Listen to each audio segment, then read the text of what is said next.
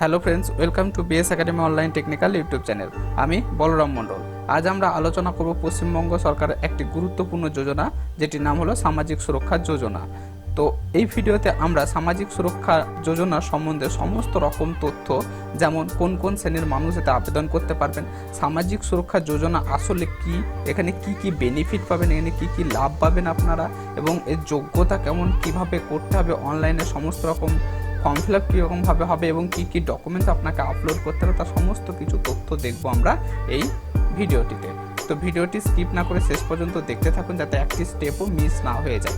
তো ভিডিওটি শুরু করার আগে আমার চ্যানেলে যারা নতুন তারা প্লিজ চ্যানেলটিকে সাবস্ক্রাইব করে পাশে থাকা বেল আইকনটি অন করে দেবেন, যাতে আপনাদের নিত্য প্রয়োজনীয় এরকম ভিডিও নোটিফিকেশন আমার চ্যানেল থেকে সঙ্গে সঙ্গে পেতে পারেন। আর হ্যাঁ, যেসব বন্ধুরা খাদ্যরসিক এবং যারা রান্নাবান্না করতে পছন্দ করেন, তারা এই যে চ্যানেলটিকে দেখতে পাচ্ছেন সাথিস কুকিং এম্পায়ার, এই চ্যানেলে ভিজিট করুন। এই চ্যানেলে খুব ভালো ভালো রান্নার রেসিপি দেখানো হয়।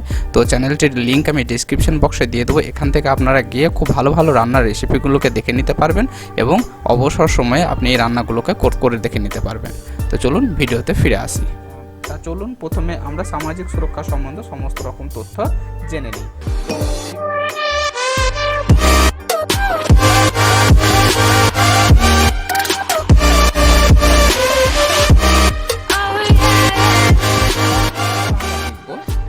তো এবার আমরা দেখব সামাজিক সুরক্ষা যোজনা 2017টি আসলে কি।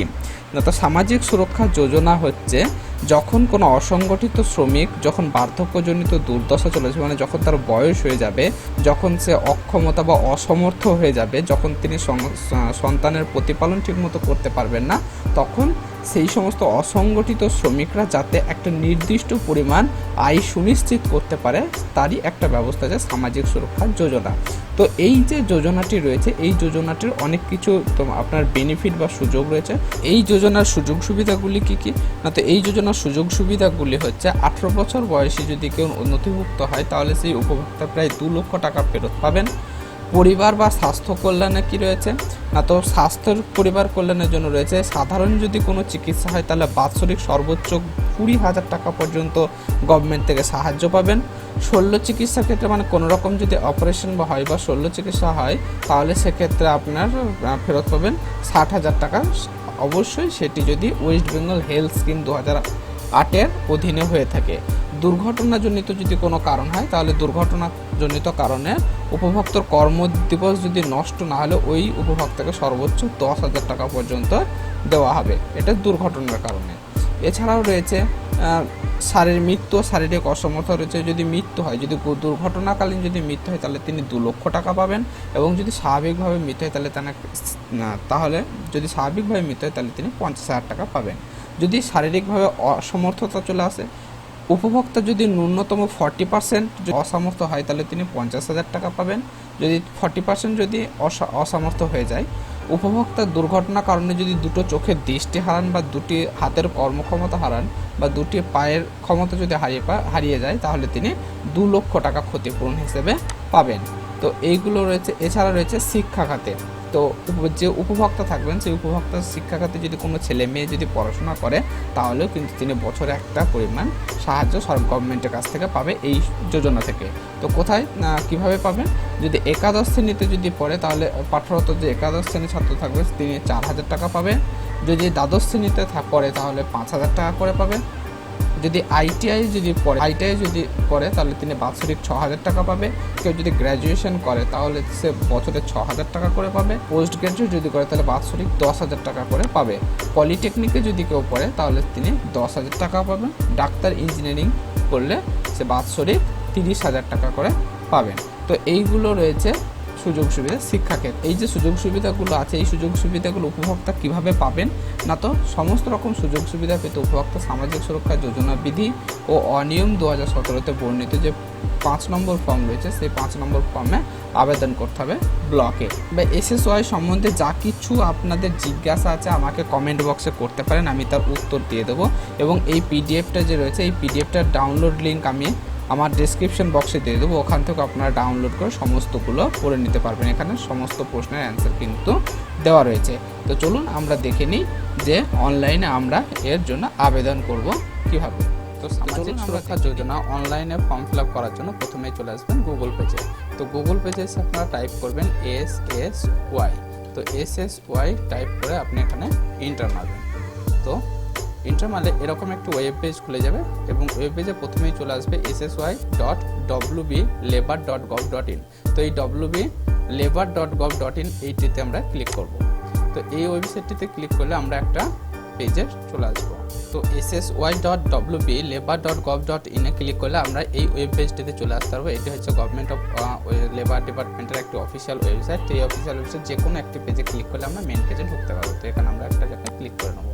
তো এটি হচ্ছে সামাজিক সুরক্ষা যোজনা ফর্ম ফিল আপ করার জন্য জায়গা। তো এটি একটু স্ক্রল করে যদি আমরা নিচের দিকে চলে আসি তাহলে আমরা দেখতে পাবো যে কুইক অ্যাপ্লিকেশন। তো এই কুইক অ্যাপ্লিকেশন রয়েছে, এই কুইক অ্যাপ্লিকেশন থেকে আমরা ফর্ম ফিল আপ করতে পারবো। তো আমরা এখানে কুইক অ্যাপ্লিকেশনে ক্লিক করব। তো কুইক অ্যাপ্লিকেশনে ক্লিক করলে আমাদের সামনে এই পেজটি খুলে যাবে এবং এই পেজে দেখুন প্রথমে রয়েছে ফার্স্ট পেজে কী রয়েছে যে আমি সাসফাও BOCWA WBTWSS প্রকল্পে নথিভুক্ত কিনা।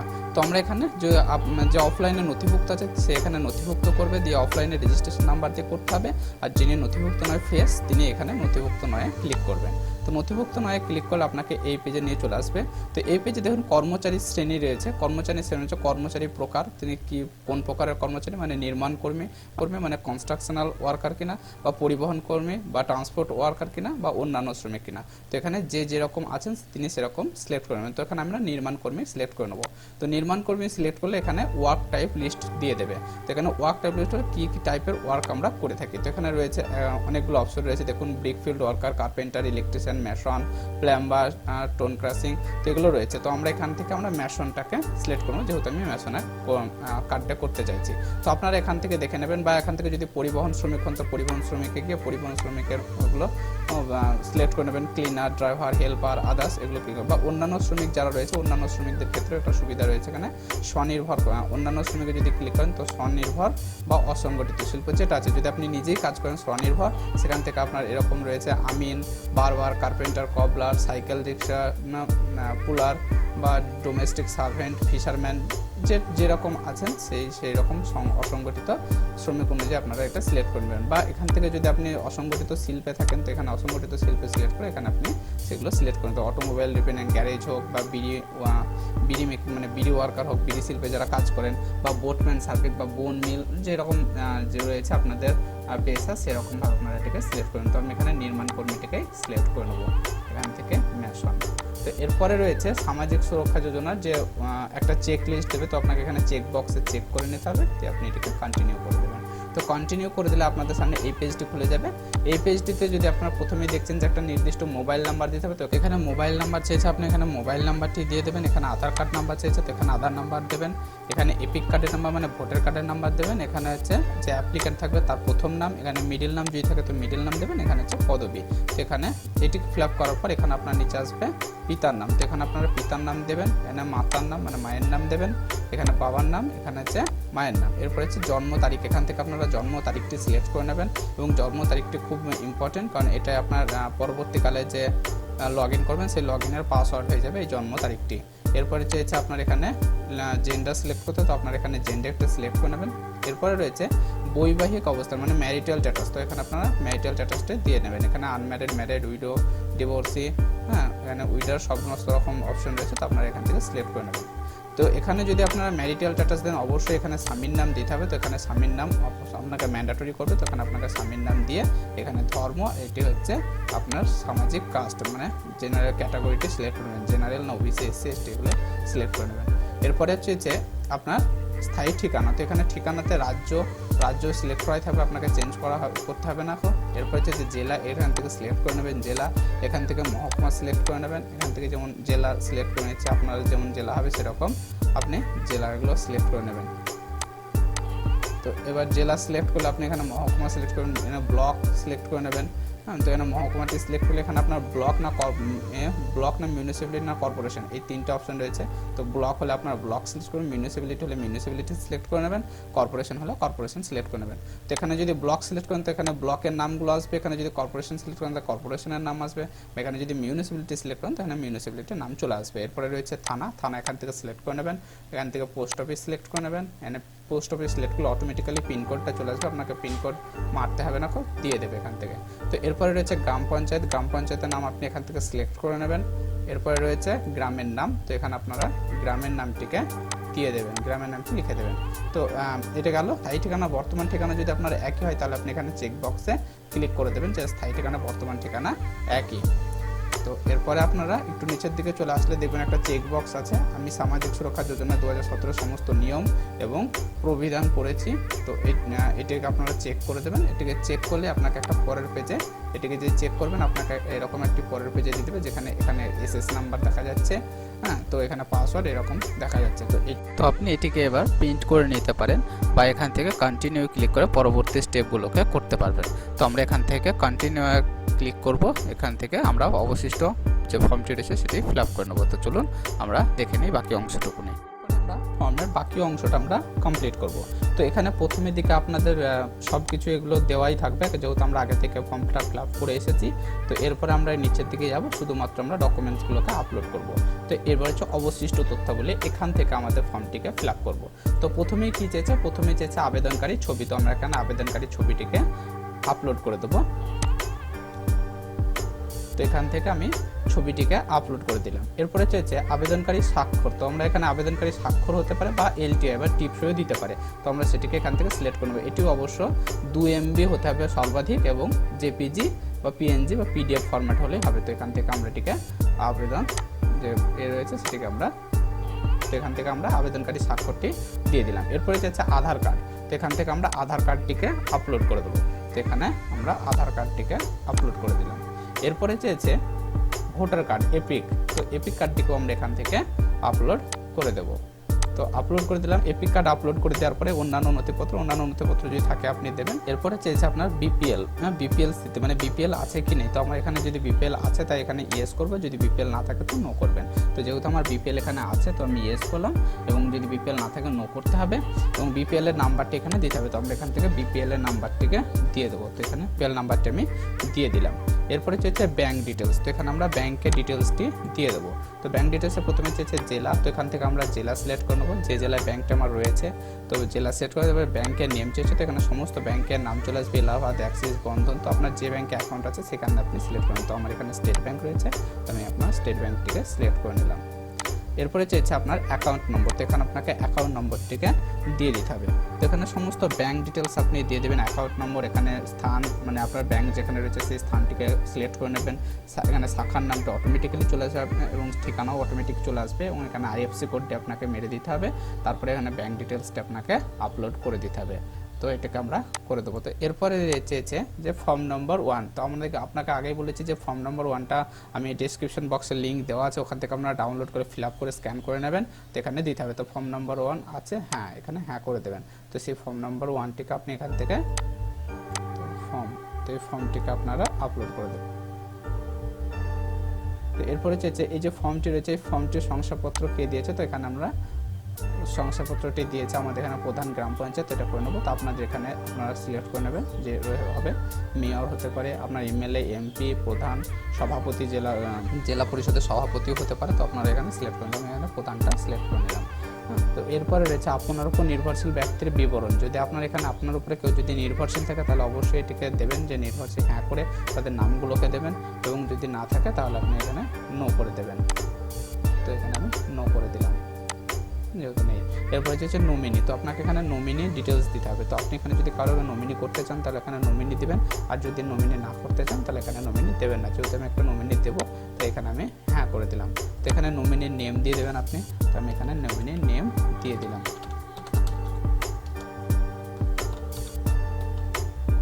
এরপরে নমিনির সাথে রিলেশনশিপ কীরকম, মানে নমিনি যে থাকবে সেই নমিনির সাথে রিলেশনশিপ কী। তো রিলেশনশিপ আমি এখানে দিয়ে দিলাম। এরপরে চেয়েছে জেন্ডার সিলেক্ট। তো আমি জেন্ডার সিলেক্ট করে নেবো।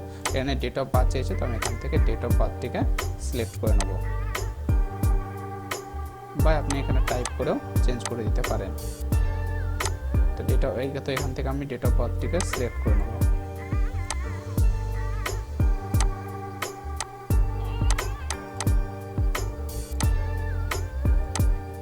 এরপরে চেয়েছে যে অ্যাকাউন্ট নম্বর আছে কিনা, ইউ হ্যাভ অ্যাকাউন্ট নম্বর। তো এই অ্যাকাউন্ট নম্বর আছে কিনা, তবে এটাকে আমি অ্যাকাউন্ট নম্বর যেহেতু আছে তাই আমি এখানে অ্যাকাউন্ট নম্বর দিয়ে দেবো, বা না থাকলে এখানে নো করে দেবেন। তো অ্যাকাউন্ট নম্বর যেহেতু আছে তাই এখানে আমি দিয়ে দেবো। তো এরপরে চেয়েছে ব্যাংকের নেম, তো এখানে ব্যাংকের নেম দেবো। এখানে ব্যাংকের অ্যাকাউন্ট নম্বর চেয়েছে, তো এখানে অ্যাকাউন্ট নম্বরটা আমি পুট করে দেবো। এরপরে চেয়েছে ব্রাঞ্চ নেম, তো এখানে আপনি ব্রাঞ্চের নেমটিকে দিয়ে দেবেন, আপনার নমিনির যেখানে অ্যাকাউন্ট রয়েছে সেখানকার ব্রাঞ্চ নেম দিয়ে দেবেন। এরপরে চেয়েছে আইএফসি কোড, সে ব্রাঞ্চের আইএফসি কোড, তো এখানে আইএফসি কোডের নাম দিয়ে দেবেন।